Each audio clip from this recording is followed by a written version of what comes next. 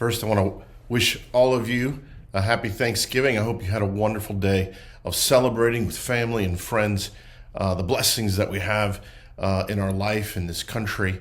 And it was just a pleasant time of being with others. We're continuing in our devotion series on learning how to give thanks and rejoice.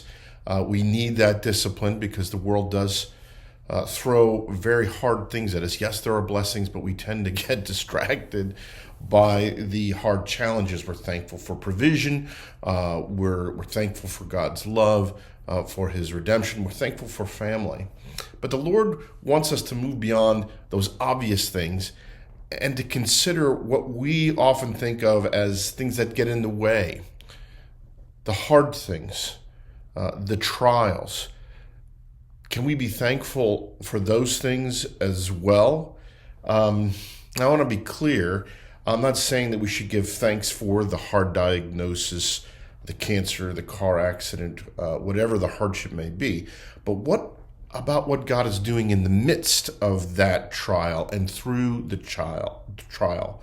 Are we open to learning, to give thanks for what God does even in the hard things? Let me read from James chapter 1. Consider it pure joy, my brothers and sisters, whenever you face trials of many kinds, because you know that the testing of your faith produces perseverance.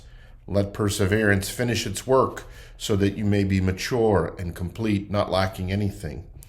If any of you lacks wisdom, you should ask God, who gives generously to all without finding fault, and it will be given to you.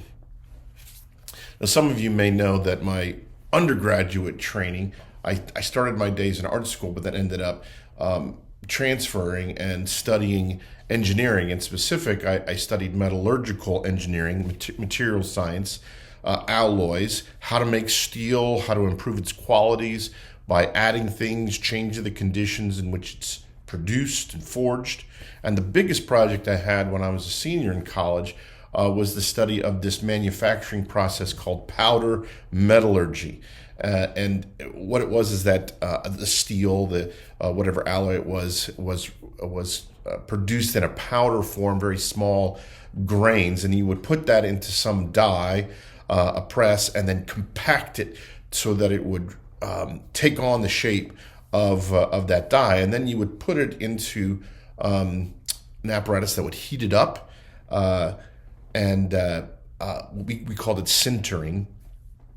And then we would change the conditions of how that compact was formed: higher pressure, lower pressure for the compacting, higher temperatures, lower temperatures, different atmospheres in which it was sintered. And we must have created well over 100 samples with varying parameters that we could test. And that's what we would do. We would test for the object's strength. And my favorite test was what was called the Sharpie V-notch impact test. And what it was doing was testing how much strength it had before it broke. There was this large arm with a weight on it, and it would just swing down. And as it hit the sample, it would measure how much force it took to actually break it.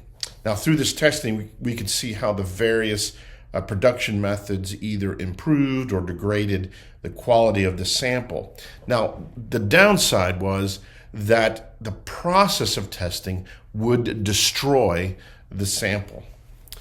And sometimes we feel that way with the Lord. The Lord's testing us, and He is destroying us. We feel crushed by it. We don't feel strengthened or empowered. We feel less strong than we did at the beginning. The test might reveal our mettle, but how well are we going to come out on the other side? Again, James says, consider it pure joy, my brothers and sisters, whenever you face trials of many kind. Ooh, this is hard because the pain is real. The pain is excruciating. But we have this promise from the Lord that He's not seeking our destruction, but our redemption. The Lord is forging us in the heat and the hammering to be perfect. The Lord's going to bring us to maturity. And what we have to do is in faith embrace the trial as a means to that end? Are we willing to trust God's goodness even in the hard things? I know this isn't an easy question, but we have to wrestle with it. Is the Lord working something good in us?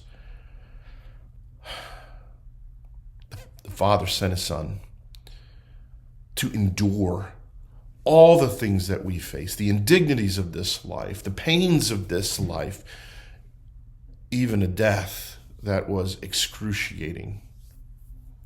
If He was willing to endure that for us, can we trust Him that even the hard things, He's doing something good in us? That what He's doing is not destroying us, but forging us into something glorious. I hope that this Thanksgiving you can indeed give thanks, maybe not for the hard thing itself, but for what God is doing in the hard thing. Trust Him. He is for you.